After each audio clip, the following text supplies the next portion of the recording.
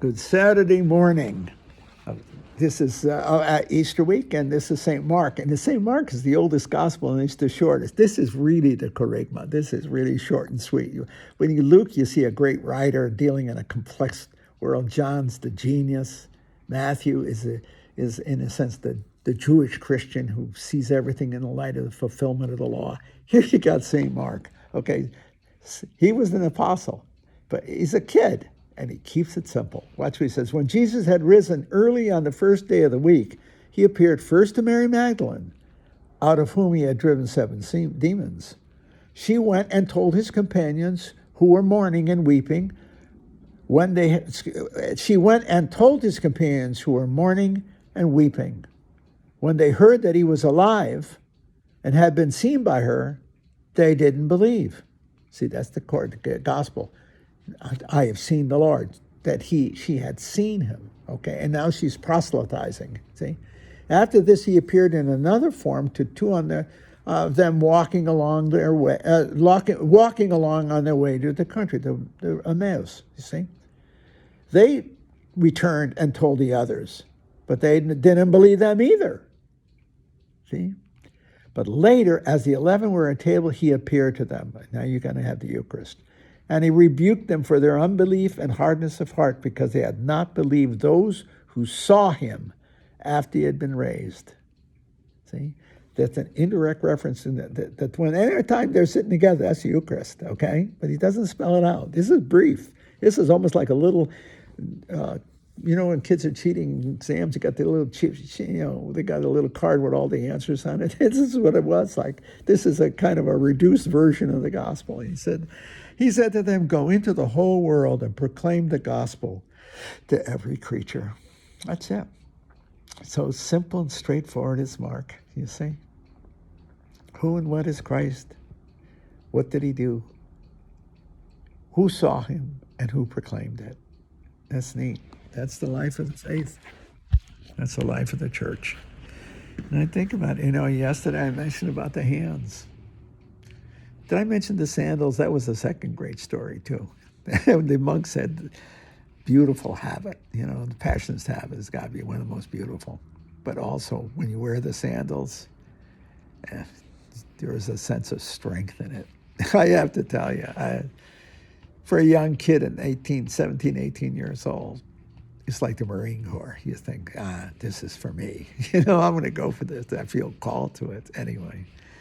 Anyway, that's the way this week is has progressed. The gospel accounts, if all 4 gospels are telling us about how Christ appeared at the resurrection, and how the apostles received it and proclaimed it, and who disbelieved, or who were reluctant to believe, the early church. Okay? But they continued to witness to it. And the church began to grow. See, in Mark's gospel, very simple. That was early. You see John's gospel, when the net, they're hauling in the fish. We're way past where St. Mark was. I think St. Mark wrote around 65 AD. John's close to 1,000, 900. What do I want to say? Around, not 1,000, 100, around 90 AD, 95 AD. Boy, that was sloppy on my part. I'm goofy, but you get the point. By the time John's writing it, the church is really beginning to take off.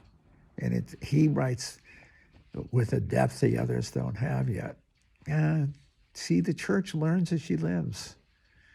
As she preaches, she learns what she's preaching. See, I think that's really true.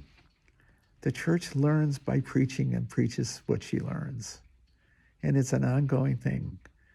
The reflection on the gospel isn't a simple academic exercise. It's a life preached and read, experienced. It's really true. It's really true. I don't know. I'm so grateful for the years I've been at St. Mark's, St. Timothy and St. Mark's, over 50 years, because I've seen 4 generations of families growing in the faith, in some ways defecting from it.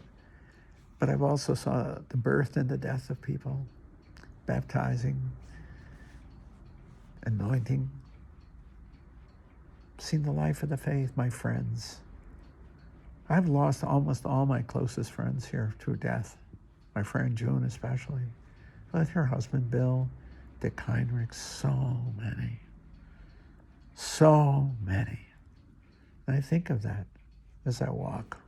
As I think of my fellow Passionists who are dead, when I took Sarah to see them, see the graveside.